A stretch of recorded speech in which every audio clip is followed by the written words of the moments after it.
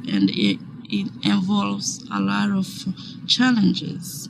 There are a lot of situations that refugees are in that are, really, really important for them to take care of, which will be their basic needs.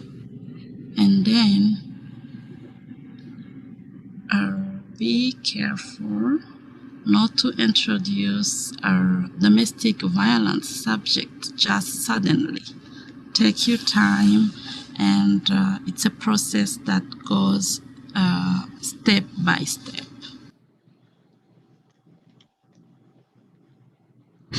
What we have experienced with women over 50 is that the services are limited, especially when you're thinking about immigrant women, women that are new in the country who have less access. I will say that the other community or the rest of the women, Latina women, we have to be very open and in listening to what they say about their own situations, because the limitations are very. It's a lot of limitations. It's a lot of barriers. Many women are monolingual. They may not speak English. The resources are very limited because most of the women we work with are undocumented. So the resources for women over 50 are limited in general. So just think about for Latinas who are new to the country, who may not have a legal status in the country, who may not know the system and do not know how to navigate the system. So we are very clear that we take each case as different. We definitely listen to what they wanted to do, and they may be very different than the rest of the women, just based on her own reality.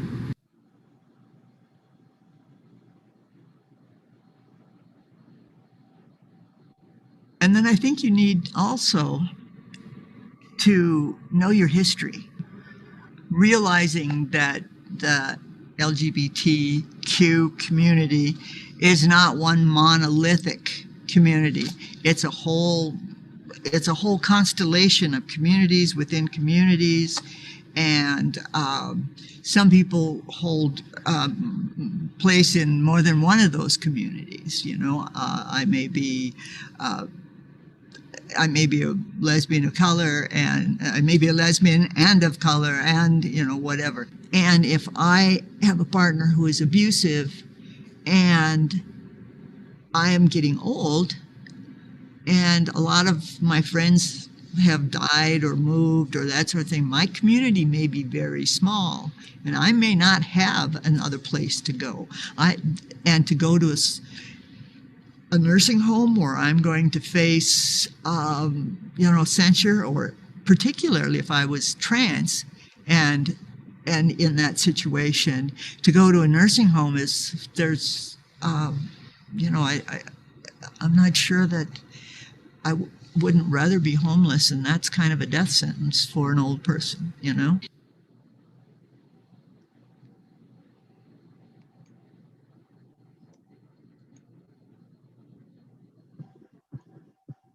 So,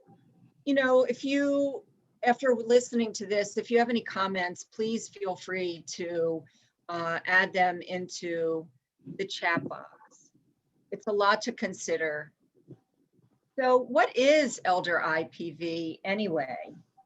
IPV, for those of you who haven't heard that before, IPV stands for Intimate Partner Violence. And elder IPV in Maryland is governed, the domestic violence law is governed primarily by criminal and family law statutes in the Annotated Code of Maryland for spouses and other crimes against the person, including stalking and harassment, assault, reckless endangerment, and related crimes, and sexual crimes. But when we're talking about elder IPV, we also need to talk about elder abuse in general, because elder IPV is one type of relationship within which elder abuse occurs. And you can see on the slide the legal definition in Maryland for what is elder abuse. And the highlight there is that it's related to a vulnerable adult. And that's a very limited definition. It's a legal definition of vulnerable adult, which I find challenging because all old people at some point will become vulnerable in one way or another, even people who age with great resilience and participation in their lives and society, still there are vulnerabilities. So I really like the World Health Organization, WHO, that definition of elder abuse, because what's highlighted there and what we find as the hallmark of all elder IPV and elder abuse is this expectation of trust. Trust for the people in your life to be kind and loving and caring of you. So when we pair elder IPV and elder abuse, there are just a couple of differences. Domestic violence is intimate partner violence. Elder abuse is intimate partner violence and then some. Intimate partner violence we think of as a pattern of coercively controlling behaviors, whereas elder abuse may be that as well, but it also might be a one-time event. And the fact that it might be a one-time event is very important to pay attention to. IPV includes intimate and dating partners really only. Elder abuse would include those intimate and dating partners, spouses, lovers, but also includes abuse by other trusted others like adult children and grandchildren and neighbors and clergy, any other trusted other. So elder abuse, is, although it's an epidemic, and it is in epidemic form, it's also a hidden problem. And we heard on the film, it's a hidden problem because of the tremendous shame and guilt, but also I'll get more into why it's so hidden later and the ways that people who are caught in these dynamics end up staying and the reasons that they stay. But in the meantime, people may be telling you that they're being abused, and if you don't turn an ear on and wear a lens for elder abuse and elder IPV, you may not catch it. So I like to tell the story that the first time I had a client who told me that he wouldn't let her sleep, I thought she meant he had a prostate problem and was getting up in the middle of the night to go to the bathroom. But in fact, what was happening was he was raping her in the middle of the night.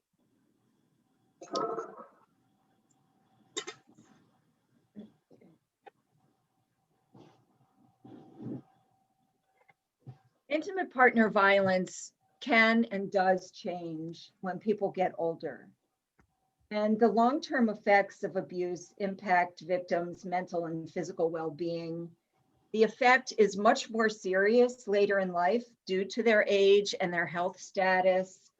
And because of the physical abuse that sometimes is happening, traumatic brain injuries are not uncommon. So we have to take traumatic brain injury into consideration when thinking about what's happening with a person who may appear to have mental illness. It may not be mental illness at all. It may not be depression at all. What once was an abusive relationship by one partner could have turned direction, or now might be mutual, where they're both abusing each other. And what may have been one form of abuse earlier in their relationship could change. For example, what was strictly emotional abuse in the past might later become physical or sexual. And also it's interesting that a person who was a victim might now be in a position with more control because of their abuser's illness, or maybe they need caregiving.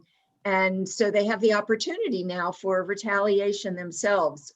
We see this happening.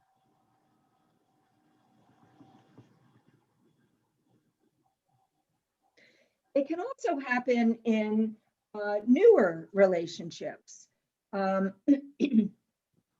So one of the people maybe had an exploitive intent in forming this new relationship.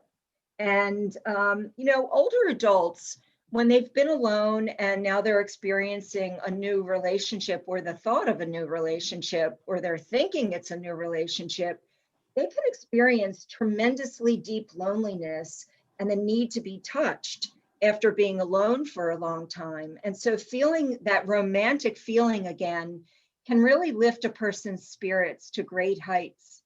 And it can be quite devastating to discover that a new relationship was actually a hoax. And it's safe we say, that when we've seen one case of elder IPV or elder abuse, we've seen one case. In other words, each case is unique, and every case is quite complex and time consuming. And whether it's a case of a man living in a lounge chair in a nursing home room with his wife while she verbally and emotionally abuses him, but he doesn't want to go home because his stepsons at home are abusing him, or the case of a 79-year-old woman found in a field at the bottom of a hill, half naked and bruised all over, allegedly pushed by her husband. These cases are quite complex.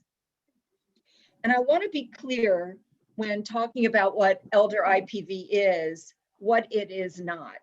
And the one thing that it is not that I want to highlight is caregiver stress. There's a lot of emphasis on caregiver stress as the reason why people get abused, and it's actually not true. I think where that came from is much earlier studies. And depending on the studies that you read and when they were conducted, what factors were known and unknown at the time of those studies, is how we've been left with caregiver stress is the cause of elder abuse and elder IPV. And there are many, many, many, many caregivers who are very stressed who do not abuse. They find ways to alleviate the stress that are non-abusing ways, because abuse is intentional. It's not something that occurs from stress, it's not inherited, it's not immaturity or mental illness. It's all about intent to harm. So elder abuse in that vein is all about, and this is a central understanding, that abuse is about power and control. And it's about power, the abuser trying to gain power and control over their victim. This is what's known as a power and control wheel. And when you go online, you can find many different types of power and control wheels. And I encourage you to do that, because these power and control wheels are great tools for you to use with your clients. Each spoke on this wheel represents a tactic that's used by the abuser to manipulate and harm the victim, and most importantly, to gain that power and control over them. You'll see when you go online that when you compare different wheels, that if you look at a wheel for elder abuse, you're going to see increasing dependency and neglect, like you're seeing here. You're not going to find that on a domestic violence power and control wheel. These two tactics are essential and central to elder IPV and abuse, because older people they become dependent, and they go from one dependent relationship to another dependent relationship. And so that dependency can very easily be taken advantage of for the abuser's, you know, whatever the abuser wants to do. They can use that dependency against, you know, their wife, their husband. And by the way, I want you to know that we always hear about domestic violence against women, and even in elder abuse. But a couple of years ago, I'm fine. I'm fine. Thank you. 50% of our clients at Safe Stop Abuse of Elders were men. If I could please remind everybody to put yourselves on mute. We're getting a little bit of interference and background on Jackie's talking, so thank you. So how does this happen? How does this abuse happen? It happens, as I said earlier, domestic violence is a pattern, and it happens in phases and cycles. This is called the cycle of violence. Abuse is not happening all of the time, but in new relationships, you know, we meet someone. So these phases are, there's a honeymoon phase, a tension building phase, and then an explosion.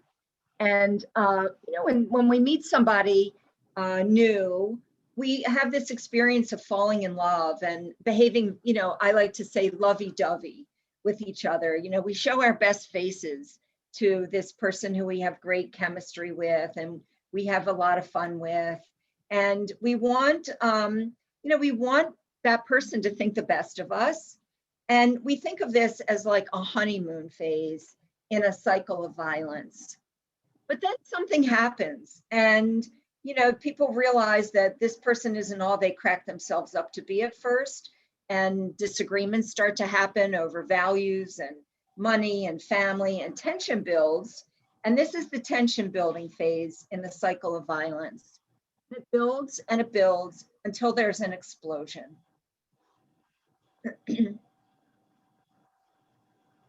After that explosion come apologies. I'm so sorry. I don't know what came over me. This isn't like me. I don't usually behave this way. I'll never do it again.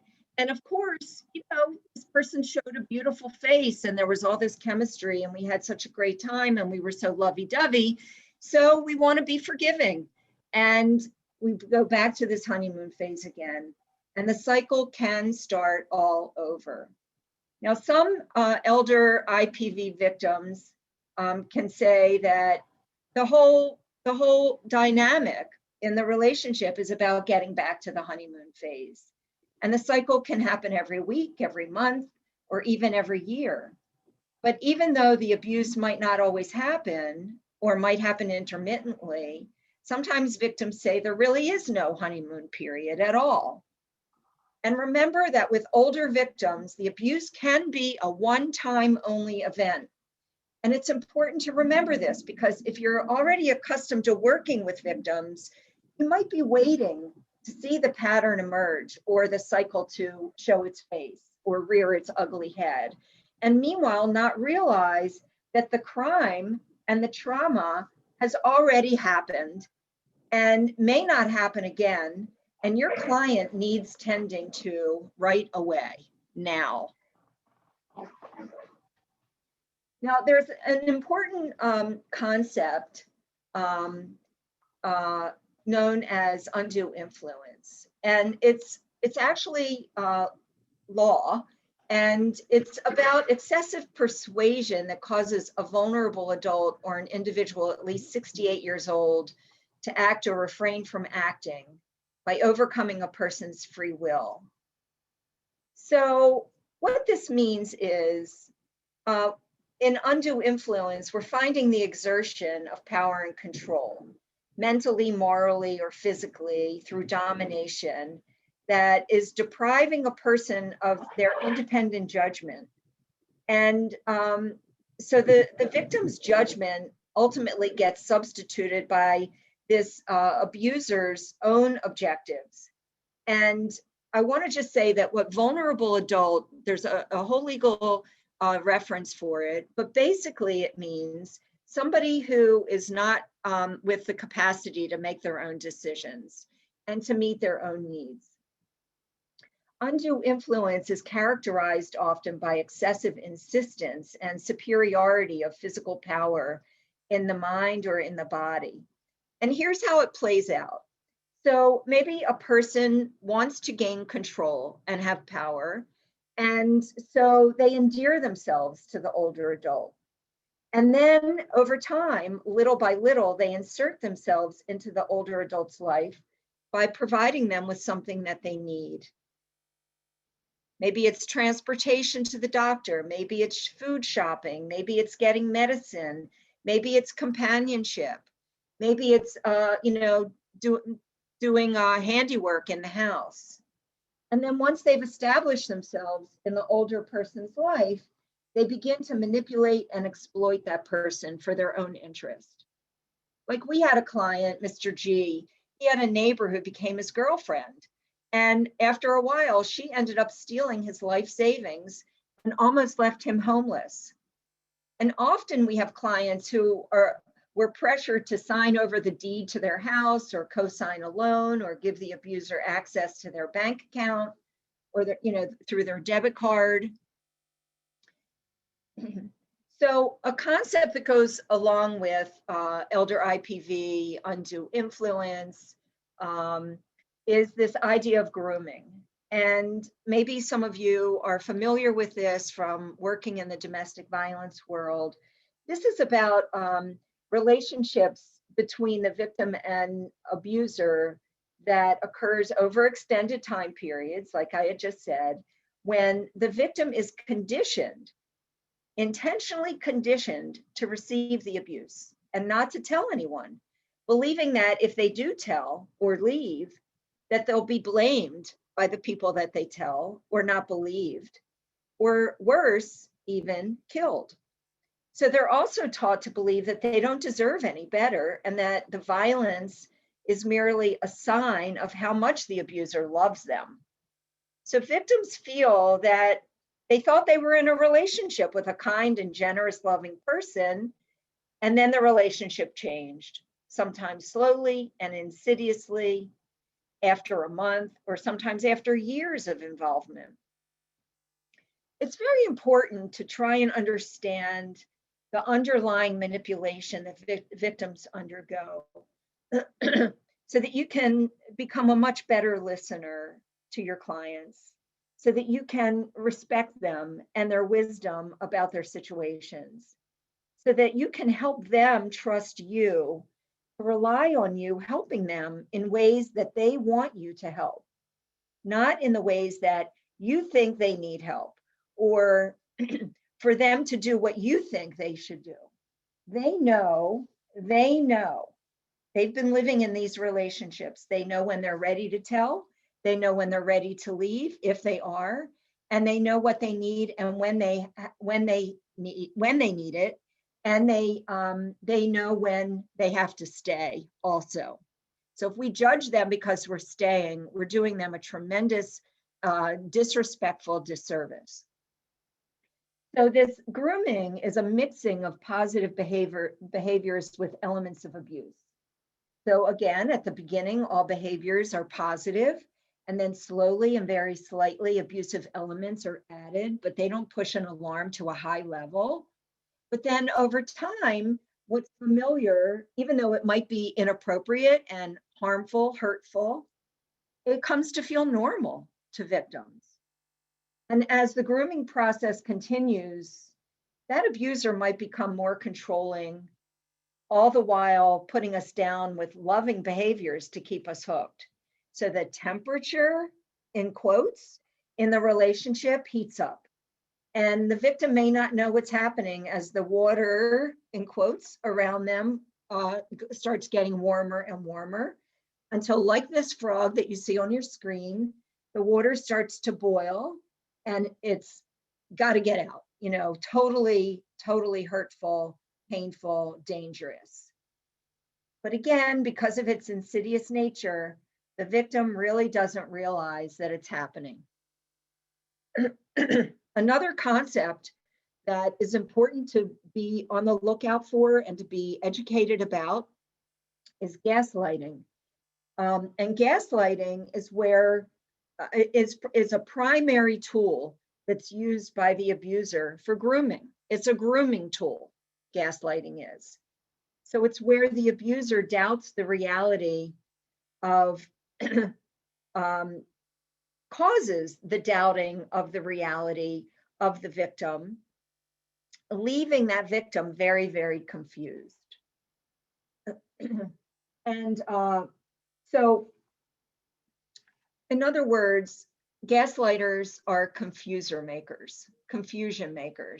This gaslighting is a tool for manipulation. It's a form of emotional abuse.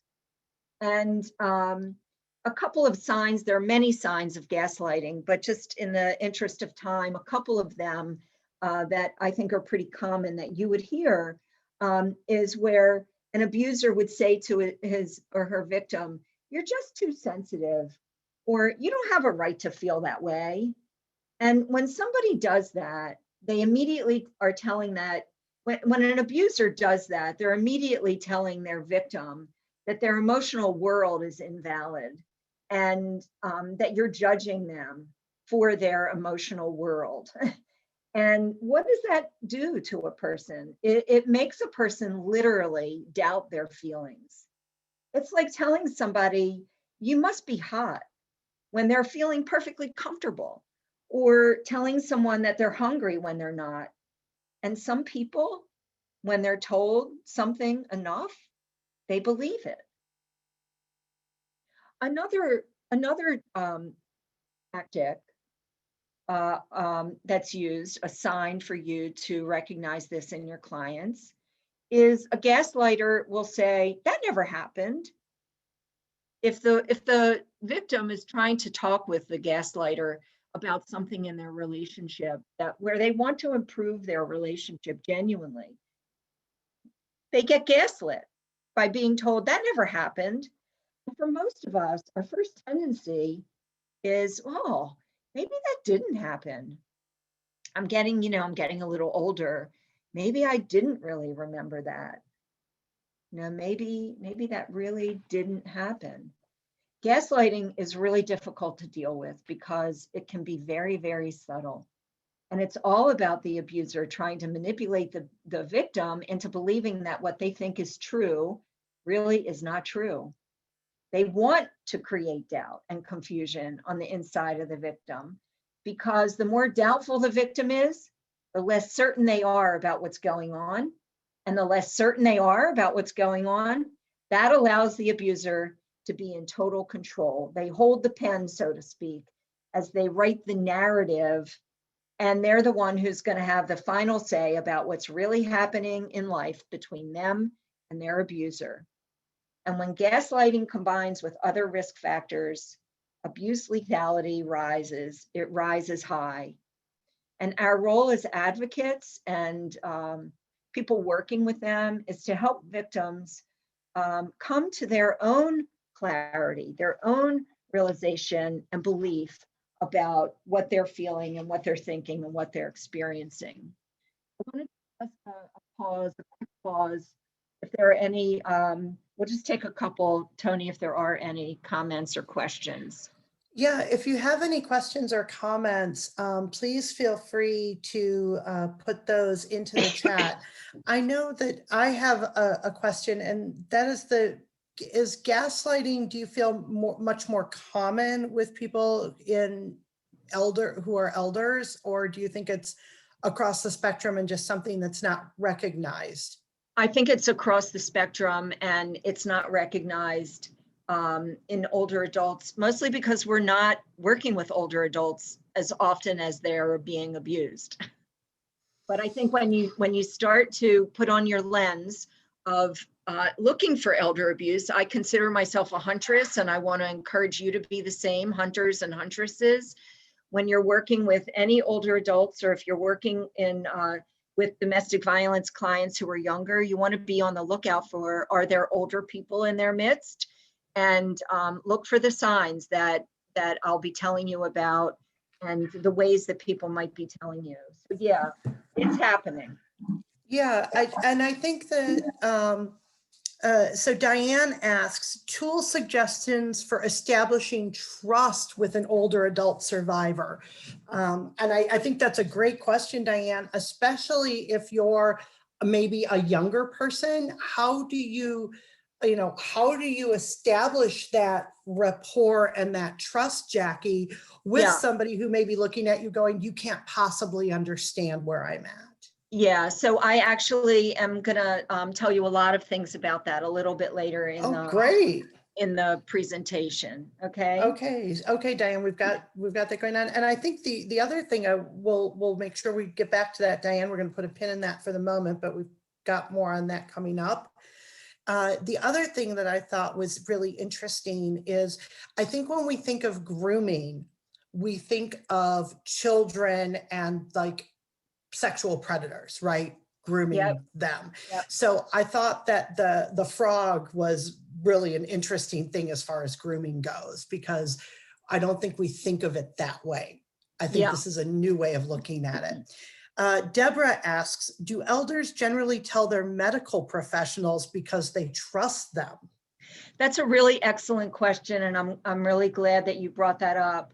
You know, one of the things that's very scary right now with COVID-19 is that older adults believe what they're told, stay in, and their practitioners, many of them are not seeing them in person, and the victim, older adult, might not be in a private, safe space if they're doing telehealth to talk to the doctor about it. If there are bruises and places in their body that can't be seen on a screen, they're being prevented from getting that help. Senior centers are closed down. Adult daycare providers are not open right now. And it's a serious problem. And we're anticipating that once all of these places start opening up again, that we're going to have a surge in elder abuse reporting across the state. The reports are down 57%. In Baltimore City, they're down 50%. We're still getting lots of calls, but they're definitely down from where they were. But the calls that we're getting are much more lethal and much more serious. So it's a great question. And I think that it's a safe place for older adults to be able to tell is with those care providers. And also, you know, kids that get seen in school, right? And if a kid isn't there, they send the truant officer. That's an old school way of thinking about it. But if an older adult goes to a senior center all the time and suddenly he or she stops showing up, the senior center director is going to be calling and finding out where they are. And they get used to seeing how they appear. So are they looking dirty? Are they despondent? Recognizing something's changed in them. So now, right now with COVID, everybody is hidden. I'm going to move on, okay? If you have more questions, just hold them. That's great, Jackie. Thank you. So in the chat box, just take a minute and let me know what you think the percentage of adults age 60 plus is that are being abused. What kind of percentage do you think are being abused? And Tony, if people are putting anything in the chat box, maybe you could just shout them out to me, a couple of them. Okay, so we've got 40%, 20%, 70%, 20, 25, 40, 65. All over the place. 65, 85. Yeah, I think we go from a low of 20% to a high of 85%. Okay. So, yeah, all over the board. So I think the answer is we're not sure. Yeah. So, so here's some abuse prevalence data. And as I said earlier, it's an epidemic. Nearly 20% of victims are abused by their spouses.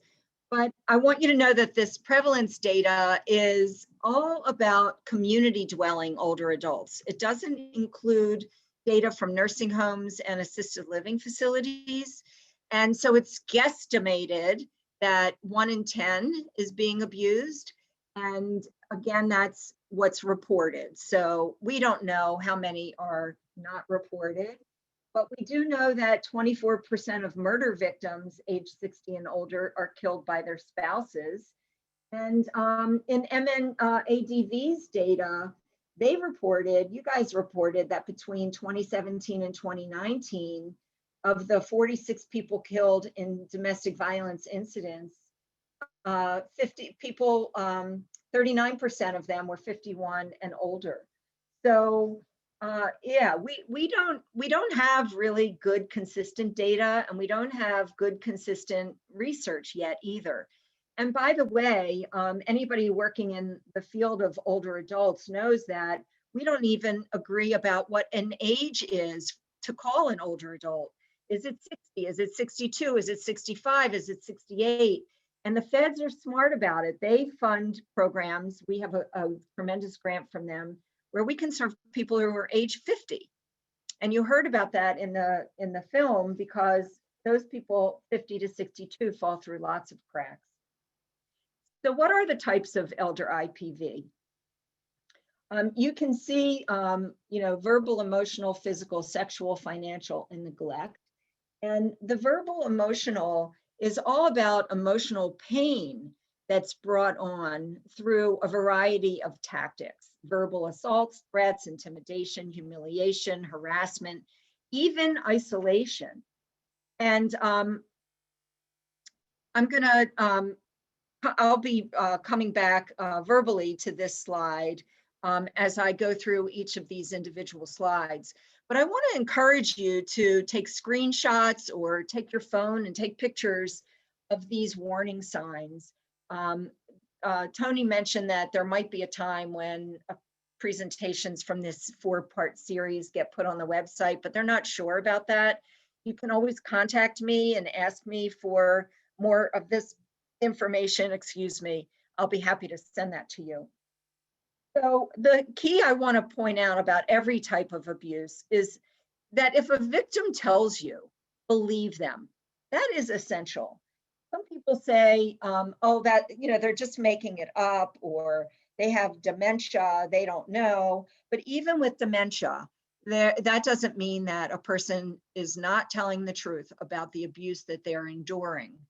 So just, if you would, just skim these warning signs. And there's a combination here of what you're going to see in the client, the victim, and what you're going to see in the behavior of the abuser.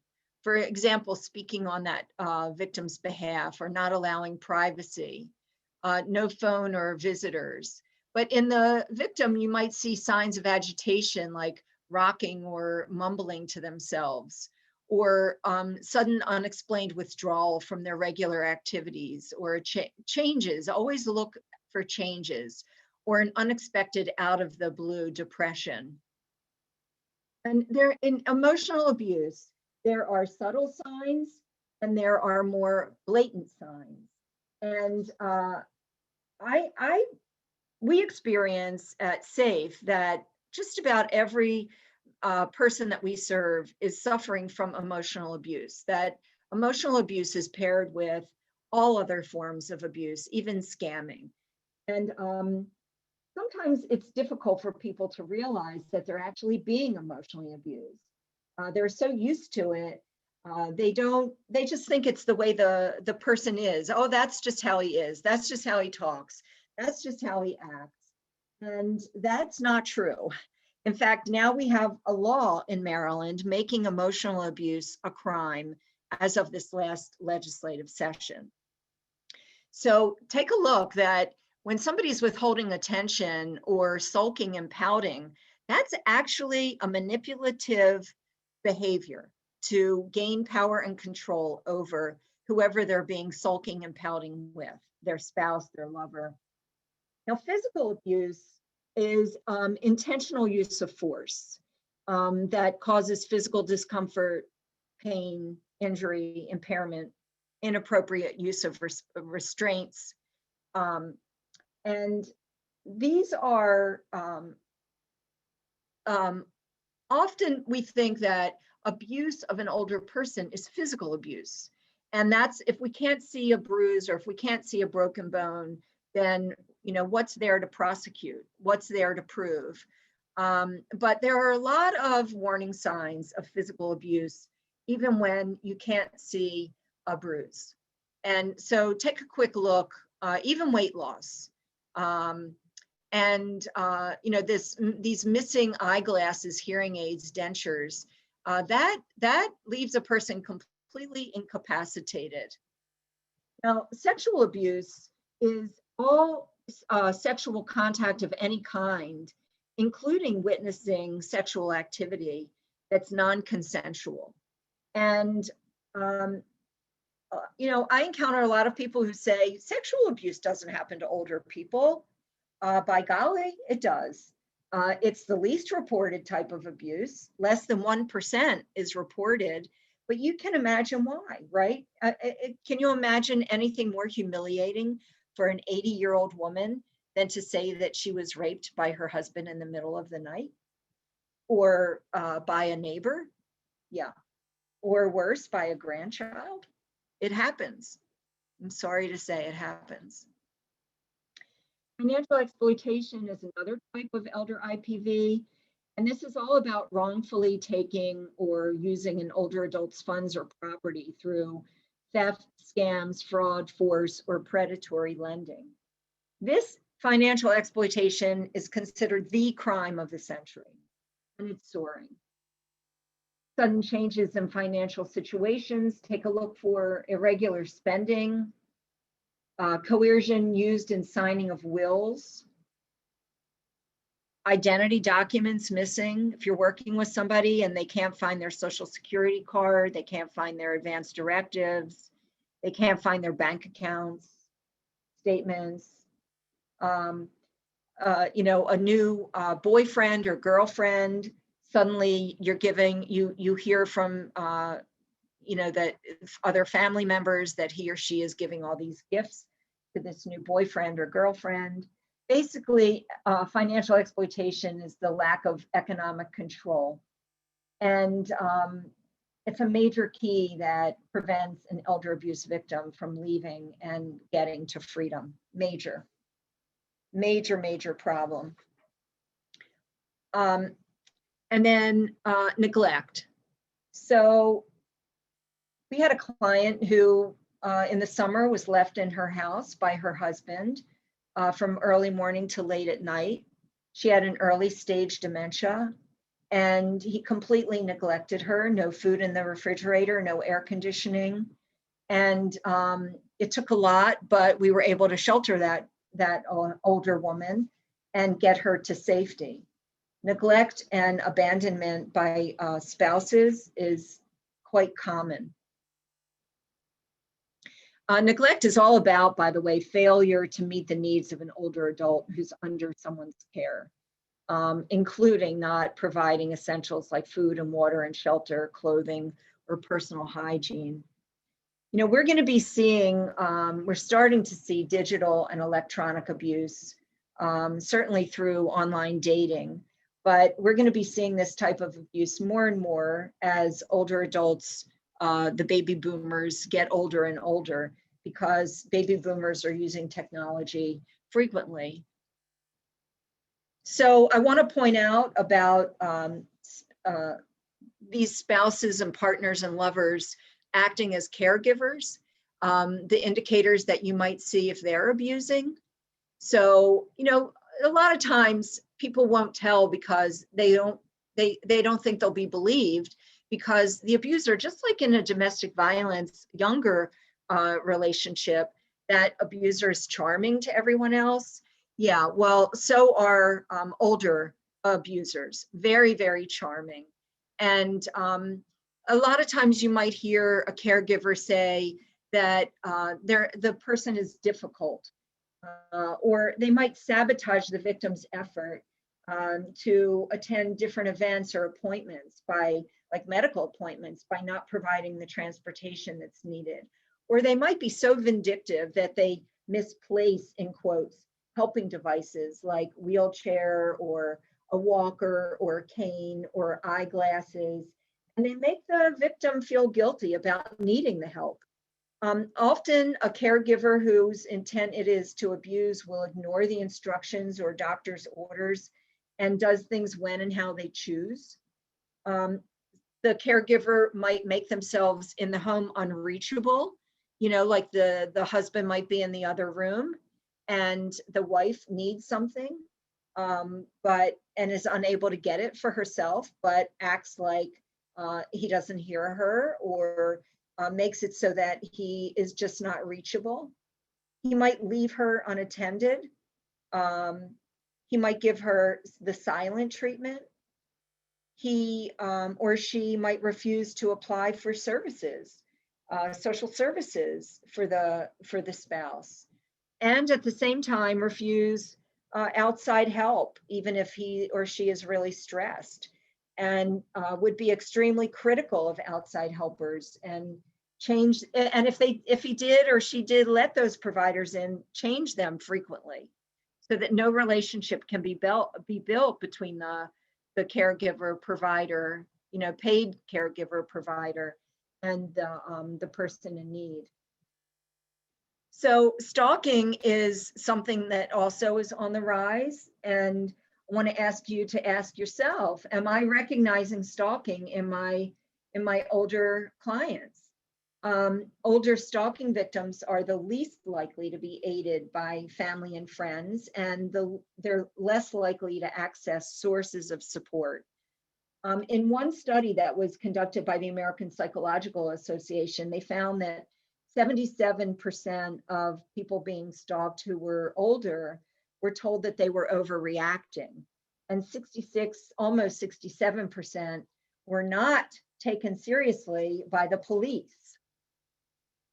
And I mentioned before that polyvictimization is where more than one type of abuse is happening at the same time, or more than one type of abuse happens by multiple perpetrators. Both can be occurring. So when you are experiencing with your client that they're having one form of abuse, be on the lookout for what other forms of abuse they might be experiencing. If they're being emotionally abused, are they having their money exploited? Are they being sexually abused? Are they being physically abused? Homicide, suicide is infrequent, but it is among the most tragic possible outcomes of domestic abuse in older people. And most cases are between couples in their 80s. And it's most characterized by the husband murdering his wife and then taking his own life.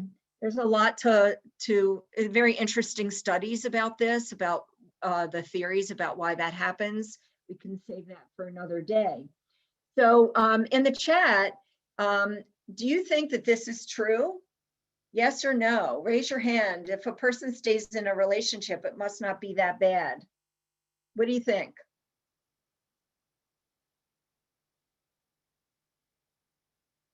Anybody out there? Yep. So we've got people saying not always, false, no, no, no exclamation point, false, no way, false, no, no. Yeah, right. It's all lots of no's and false and emphatic responses here. Yes, you guys are all correct, because why people always say, if it's that bad, why doesn't she or he just leave? So let's talk about the dynamics that entrap people. And these, what you see on the screen right now, these are some of the reasons that people stay. That minimization, people don't know that they're in an abusive relationship. The gaslighting worked, and the abuser continues to gaslight. It just never stops. So the abuser succeeded. And the longer the relationship lasts, the more confused the victim is, and the more fear they have of things getting worse, of retaliation, the more afraid they become to ask for help. And they say, I should have done something a long time ago, but he's so charming. As I said before, nobody would believe me. These are reasons that we are familiar with hearing. And we're familiar with hearing these across the board with domestic violence. But with elder IPV, there are some very interesting facts, reasons for why people don't leave. And take a look. They might stay because of that financial toll. They've never developed their life skills. There is an extreme lack of affordable housing. They have no prep for retirement. They have no estate plan. They have no burial plot separate from the person who's abusing them. They have a deep fear of being isolated and lonely. And the physical frailties, are just astounding. So some older adults have an old school mentality. Like once you're together, you stay together. Or it's not right to leave your partner when they're sick.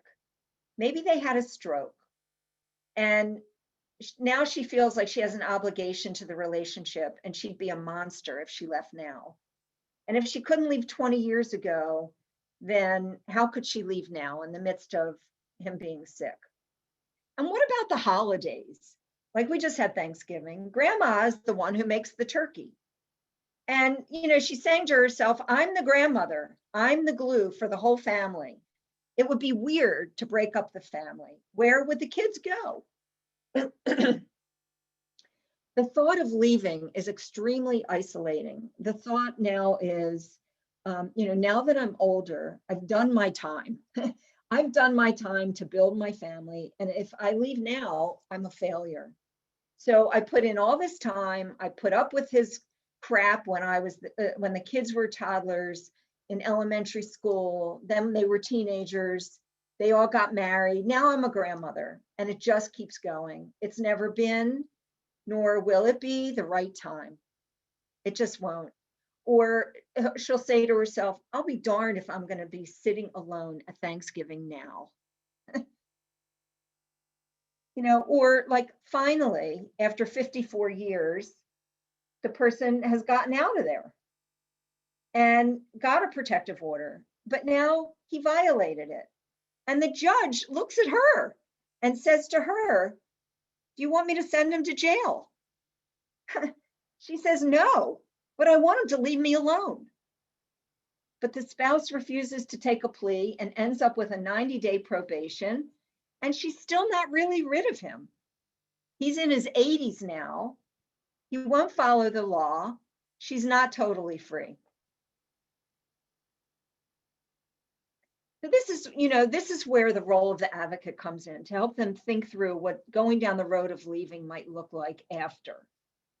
To look at where the value is in the pain versus like the one Thanksgiving meal, and the right to have happiness and relief from the years of stress and unhappiness and the effects of physical illness as a result. Like to help them look at the right to go to bed at night and hit their head on the pillow in peace and not walk on eggshells or continue to walk on them for the rest of their life. But there's dependency, and it doesn't allow for separation easily. Financially, in caregiving, medical and transportation responsibilities, affordability of more than one household at this late stage of life. Abusers, now have to be caregivers. Retaliation now shows up, as I said before. And then there's technology. So everything now is about technology. Here we are on technology. We can't even see each other. Well, many older victims are tremendously intimidated, even just by their phones. Many only still have landlines and are only able to use landlines.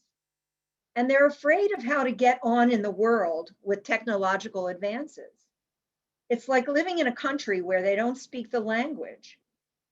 Even having to go to court now is really scary. And the forms that they need, they're online. But with COVID, depending on which matters will be heard in court, the victim might have to go to court remotely. Really? And those matters heard on site in court, but older victims at risk. Even email, they don't know how to use email. They don't have computers. They don't have internet access. We have an internet desert in different jurisdictions in Maryland. So it's too isolating for them to go into the unknown. And when we've heard this phrase in domestic violence, it applies even more so for older victims. The unknown is scarier than the known, or the known is better than the unknown. So, Yeah. for those, yeah.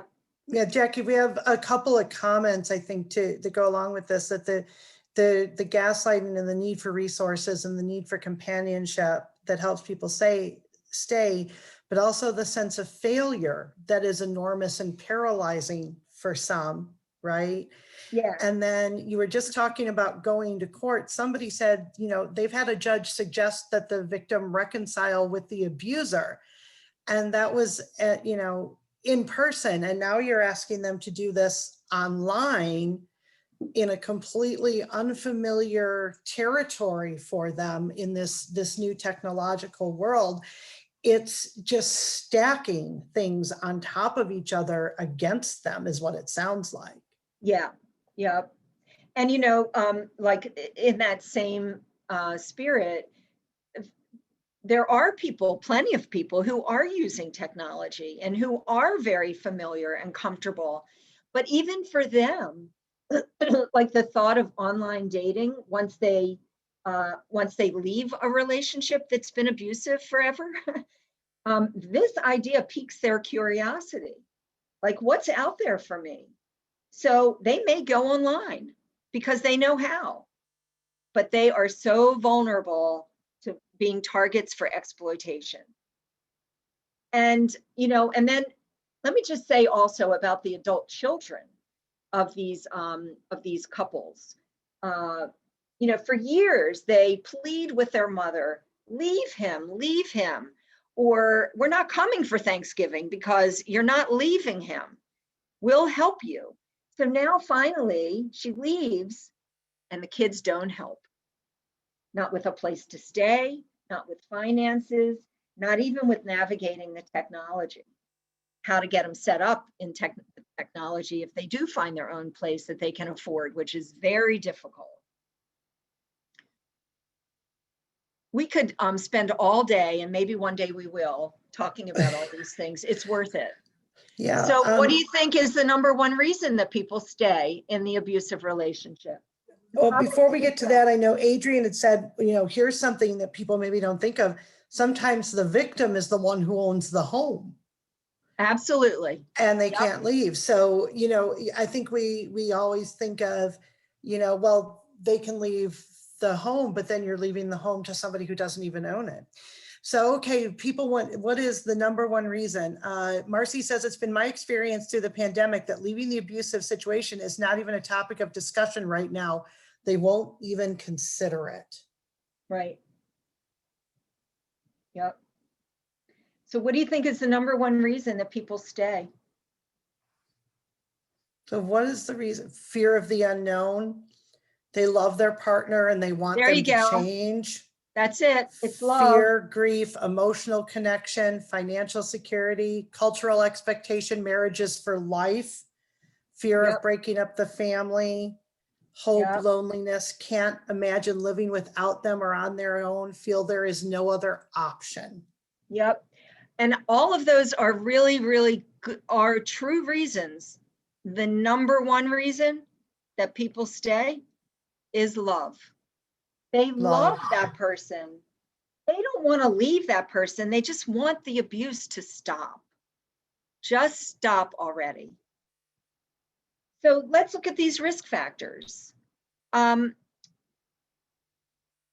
want to point out that loneliness and social isolation, these are the top topics in the news right now about older adults and about teenagers, actually, because of COVID. And there are a lot of consequences that come from loneliness and social isolation, particularly for older adults, that have to do with mental health issues, depression, physical health effects, declines. Poverty in social work, we don't talk about poverty so much anymore. When I went to social work school, poverty was at the top of the list. We need to talk about poverty.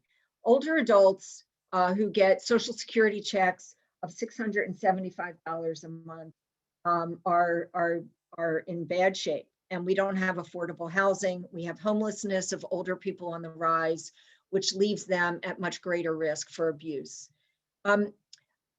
So I think also there's no lethality assessment for older adults, but we do still pay attention to high lethality in domestic violence and a high lethality score in what we can measure, even though we're not measuring it scientifically.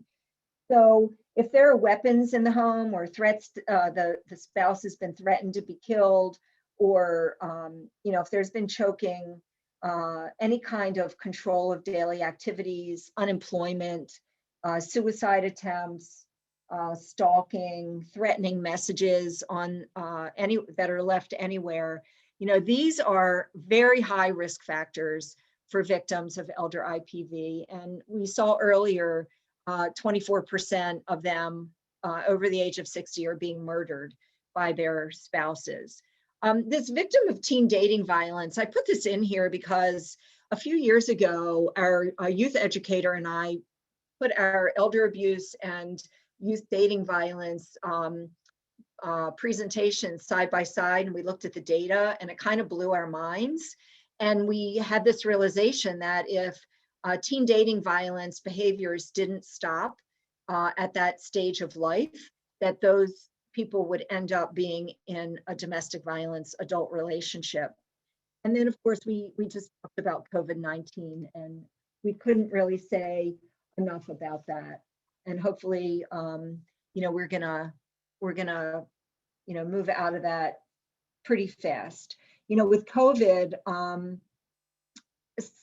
people already put in the chat, there's all these risks of because of dependence, because this increased time spent with the abuser, because of increased tension in the household, and that there's no one to witness or report the abuse.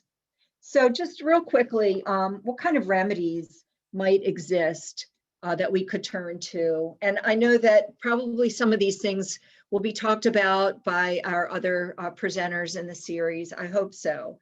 But we have, of course, adult protective services in every jurisdiction, and somebody else will be talking about mandatory reporting. I won't talk about that here. To get involved and contact victim service agencies such as mine, HANA, and Safe Stop Abuse of Elders. And we are actually really fortunate in Maryland. We have to have 2 elder abuse shelter programs in Maryland. There are not that many of us around the entire country, and so to have more than one in Maryland is really, really a blessing and wonderful for us. That other program is called Elder Safe, and it's located in Rockville in a nursing, in the Charles Smith communities. My program is community-based, and then also another remedy is a long-term care ombudsman. And so you wouldn't ordinarily think about that you would be involved with responding to abuse in a nursing home or an assisted living facility, but in fact, it's not uncommon for us to get called by the long-term care ombudsman to say there's somebody in the nursing home, but who is in rehab, in the rehab facility, and they're getting ready to discharge him, or they're getting ready to discharge her, and now they're disclosing that they don't want to go home because there is where they're being abused. So you want to contact your long-term care ombudsman. There are protective and peace orders as remedies. There are powers of attorney. There are different forms of powers of attorney. They can be rescinded. So you really want to help people look at that. And guardianship, of course, criminal prosecution. There's just not enough time in our hour and a half to go through each of these individually. But I wanted to, I know that somebody else will be talking about reporting, but I wanted to bring up these practice principles. And I think that they should really be good ones for all of us to be applying in our work with older adults, that they have the right to be safe, that they have constitutional and civil rights, and they have the right to make decisions that aren't the ones that we think they should make. We say, like, APS workers will say, well, people have the right to make their own bad decisions. And adults are presumed to have decision-making capacity unless the court says otherwise through a guardianship process. And they can refuse services. They don't have to accept our services. Now, here were the ways to build trust. Somebody asked about this before. And always start, these are good social work skills to whether you're a professional social worker or not, to become a safe, compassionate listener and always hold the intention. People's intentions come through, they shine through, to really be thinking about that person's dignity and to preserve their dignity, to be very open and non-judgmental. And if you are finding yourself to be judgmental, share it with one of your colleagues, get it out of into the open and process it for yourself. You have to be very careful. They mentioned it in the film earlier. Be very careful about protecting a person's safety and sense of control. And you have to be able to acknowledge the abuse and trauma. But you have to acknowledge the trauma in a trauma-informed way. You can't push for information. Building trust happens when you make promises and you keep them. And when you ask the person what it is that they need in order for them to feel safe and how you can help them. And you want to go slow. You want to make sure that they're hearing and understanding what it is that you're saying. Sometimes people give answers that don't match what they're being asked, and then they get interpreted as having dementia, when in actuality, they just can't hear what you're saying. And you want to reassure them that they're not to blame. You want to use those power and control wheels and educate them about the dynamics of abuse so that they understand what they've been involved with and bring safety awareness. Again, this is not a time, to go deeply into cognitive decline, but it's just part of something that we all have to be aware of. So it happens in very different areas of the brain and therefore, at varying paces. So an older adult might be perfectly competent, capable to make certain types of decisions, but problem solving in another area or decision-making in another area might be compromised. So we're used to this idea in healthcare and social services, typically approaching cognition as all or nothing, but it's not so. It happens on a continuum. And then for those of you, if there's not going to be another presenter talking about protective orders and peace orders, these are orders that are very important to know about. They're two legal tools to help restore a person's safety. And I want to encourage you to look online for the details about peace and protective orders in Maryland, and learn about how they can be applied for, who they apply to, how to get one, and what they're for. So just if you want to take again, snapshots of these slides, feel free to do that. Basically, the orders are about, getting this threat and abuse to stop and to keep people away. And don't underestimate what can happen. I mean, we had a gentleman in his 80s have a judge issue a vacate order during COVID. And imagine that, right? An 80 some year old man abusing his wife. Now he has to leave the home. I want to just give you a little bit of information about our program, Save Stop Abusive Elders. As Tony said, it's comprehensive. We're actively safety planning with every single call that we get, every step of the way. We have an amazing legal partnership with Maryland Legal Aid, where we have a person in our office 3 days a week, full-time, and then 2 days a week in the Maryland Legal Aid office for collegial support, but we have access to them. And that has been tremendous for people who need legal services but can't afford an attorney. At Chana, because we're a Jewish agency, we have an expertise in safety planning for Orthodox people. And we have 3 shelter options. And we provide a tremendous amount of consultation, not only to victims, family members, but professionals and institutions. And we do outreach education across the country. I want to let you know that our shelter options are voluntary, they're temporary. One is in a long-term care facility. It's a bed, so we call it a virtual shelter. Another is we actually built what we call a senior-friendly studio apartment safe house. And that can be one bed for one person at a time. And then we have several hotels that partner with us who are just amazing partners in the community. These are some important insights for you to take away, that you have got to think outside of the box if you're going to provide intervention to older adult victims. You have to think outside of the box because, as the woman said in the film this morning, the resources and the systems are not in place to respond to these victims. And inaccurate assumptions can cause unintended consequences. For example, don't assume that a person fell because they're old or because of their medication or their blood pressure. It's quite possible that they fell because somebody pushed them. And so I really want to encourage you to take a look inside at your own ageism, your own ageist thinking. And, what do you think when you think about an old person? And then start applying that in your work. Being trauma informed does not always equal trauma responsive. You can know what trauma informed means, but not apply it at all. Older adults want to live out their lives in peace. When I first started doing the work, that's what they told me. So although they can't go back, they really can make a brand new start, and they can start now by making some change, even if it's awareness and creating a different level of safety while they stay. And that will make all the difference for them, and they can make a brand new ending.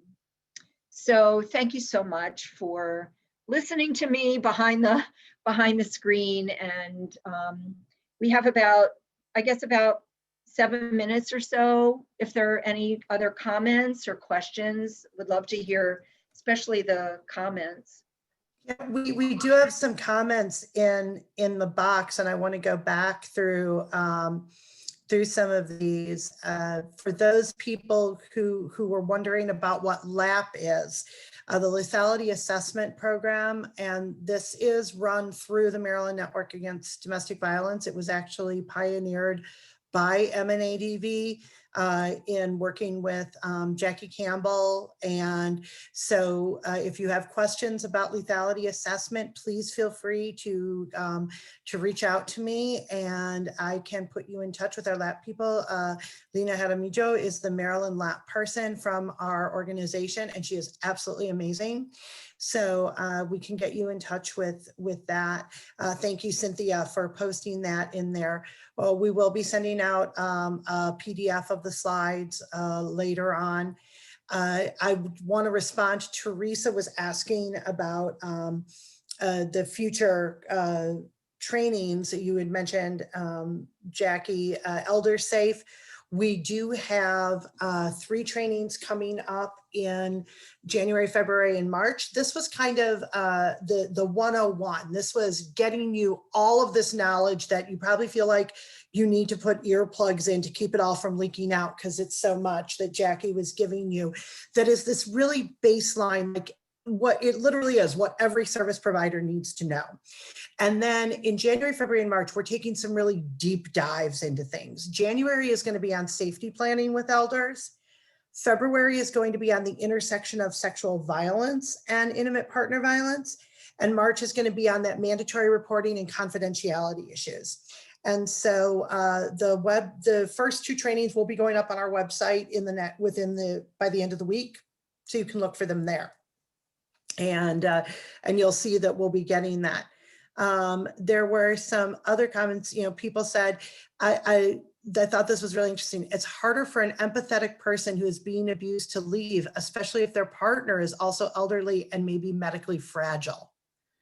So I thought that was really interesting that, you know, it may not be that the person is gaslighting them. It may just be that they may be abusive in a way, but they're also really vulnerable themselves. And a person who is empathetic and caring is going to, you know, not be as likely to want to leave. And then there was And as likely, excuse me, and also not likely to want to report. And right. so we see this in elder abuse all the time. Like a woman will say, well, a mother is a mother. And I spent my whole life keeping this kid out of trouble. I'm not going to report him. Or, you know, my husband worked so hard to put food on the table, even though he was abusing me. And, you know, she has motherly instincts and is not going to report it. Yeah, and that is so very, very true. We also had, I thought Teresa brought up a great point, Teresa Heigl. Hi, Teresa, who is wonderful from Frederick County. They're seeing with COVID, judges willing to do the virtual protective orders, and she's hoping this can continue after COVID for those who are vulnerable and are in a position where it might be really difficult to otherwise get out to do a protective order. So that's a really good point, and maybe something we should really be thinking about going forward. We've had some very specific questions about Allegheny County, and I've sent some information there. Again, I will send out the slides and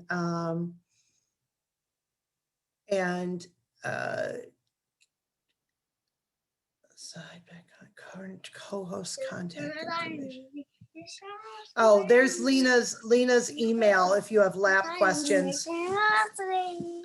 If we can get whoever's got their phone thing on to put in the See what you did to my tablet.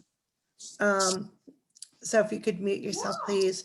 Can anyone provide ideas on helping those who are staying together in the home, both medically fragile and cannot afford to separate, possibly info for future training? Yes, Marcy, in the January training on safety planning, Diane already put this in there.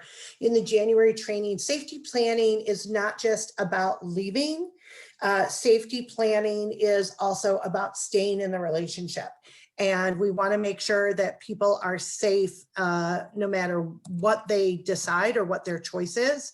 And remembering that as Jackie so eloquently pointed out, that is a choice that people may make. And so we want to make sure that they have the safety planning if they do indeed make that choice.